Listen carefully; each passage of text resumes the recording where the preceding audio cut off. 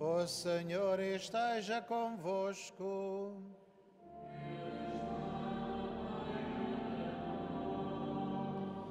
Evangelho de Nosso Senhor Jesus Cristo, segundo São Mateus.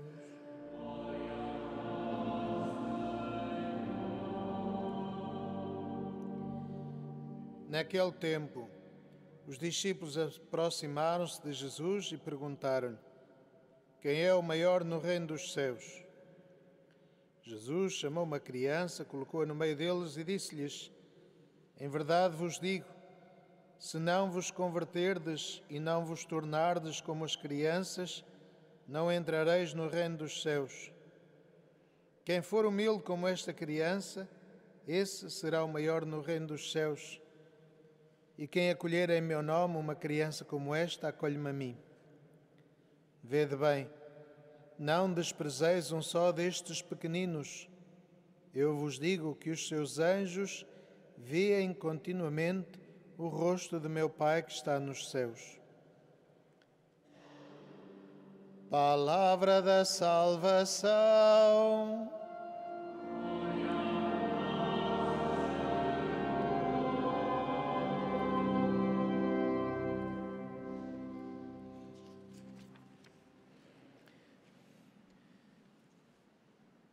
Caríssimos irmãos e irmãs, celebramos hoje a memória das aparições do anjo aqui em Fátima, em Aljustrel, na Loca do Cabeço.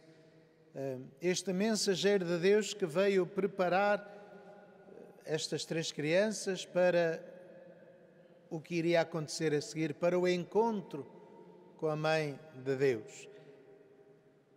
Nos momentos decisivos, mesmo na Bíblia, encontramos sempre Deus que envia o seu mensageiro para preparar o povo, para preparar os profetas, para preparar os líderes, para missões importantes, para acontecimentos importantes. E o maior encontro dos anjos com a humanidade é a Anunciação, em que um anjo é enviado a Maria para lhe dizer que ela ia ser mãe do Salvador. E então vem também um anjo enviado por Deus para preparar as crianças para o encontro com esta Mãe do Céu, que é também a nossa Mãe. E o anjo é o mensageiro, como diz o livro do Êxodo. Respeita a sua voz, escuta a sua voz, ele fala em meu nome. De facto, os anjos são os mensageiros de Deus. São a forma que Deus encontrou de estar presente no meio de nós, de uma forma mais discreta, menos óbvia ou menos solene, mas mesmo assim são os mensageiros de Deus. Repetem aquilo que Deus quer que eles digam. E quando olhamos para as aparições do anjo e para as aparições de Nossa Senhora, vemos claramente uma diferença de estilo de falar. Vemos uma diferença de relação com os videntes, com os pastorinhos. Nossa Senhora vem como mãe, o anjo vem como mensageiro e por isso é mais estrito, diríamos que é mais solene, é mais severo também, quando olhamos para algumas coisas que ele diz, notamos a sua severidade. Não quer dizer que seja pior ou melhor. É o mensageiro e, portanto, limita-se a dizer aquilo que é a vontade de Deus.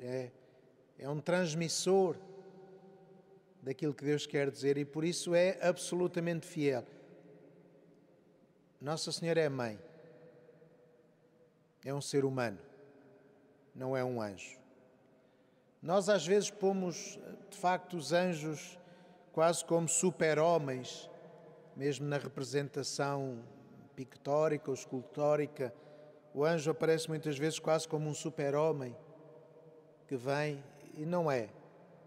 O anjo é um mensageiro de Deus. São criaturas divinas, vivem na comunhão com Deus, sim, mas falta-lhes uma dimensão extraordinária e fundamental. Os anjos não foram criados à imagem e semelhança de Deus. Foram criados para servir a Deus, para que na sua glória possam glorificá-lo, servi-lo, ser os seus mensageiros. Mas não são filhos de Deus. Nascem do seu amor, mas são diferentes de nós.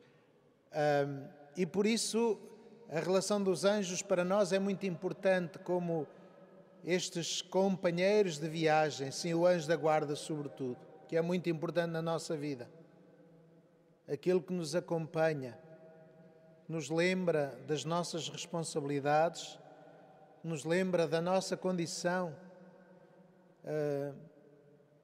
Neste tempo da ciência e da tecnologia, mal comparado, mas pronto, as comparações são sempre imperfeitas, mas mal comparado, podíamos dizer que o anjo é um robô que Deus inventou para nos ajudar.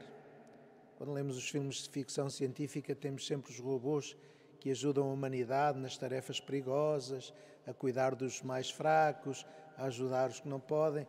O anjo é, antes do mundo da tecnologia, esta ajuda que Deus tem para si e para nós também.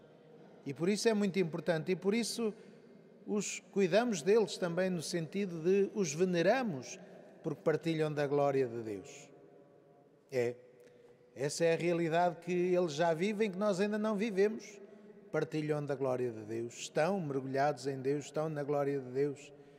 E, portanto, sabem o que devem fazer e sabem o que é que nós devemos fazer. E fazem-no sem dúvida nenhuma, sem questões, sem desobediências.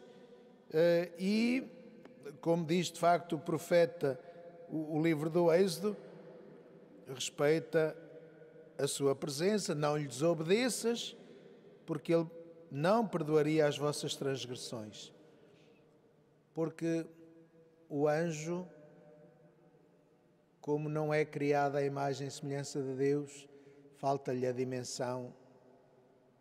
Também não é para isso que ele foi criado, para ser misericordioso. Porque ele é o mensageiro de Deus, é muito estrito. Misericordioso é Deus e somos nós, fomos criados à sua imagem e semelhança. Misericordioso é o Verbo encarnado, Jesus Cristo, que se fez homem e que fez a experiência humana que nós fazemos de sofrer, de viver. Os anjos não sofrem, não envelhecem, não têm fome, não têm sede, não têm emoções. Os anjos não têm emoções. Não são outros homens. E, portanto, devemos escutar a sua palavra, devemos, como fizeram os pastorinhos, que acolheram a mensagem do anjo com fidelidade, aceitaram aquilo que os anjos lhes diz com certeza, como ele rezaram adorando a Deus, como ele repararam a Eucaristia tão ofendida pelos pecados dos homens, como ele ofereceram os sacrifícios pela conversão e foram fiéis a esta palavra do anjo, que se apresentou como o anjo da paz.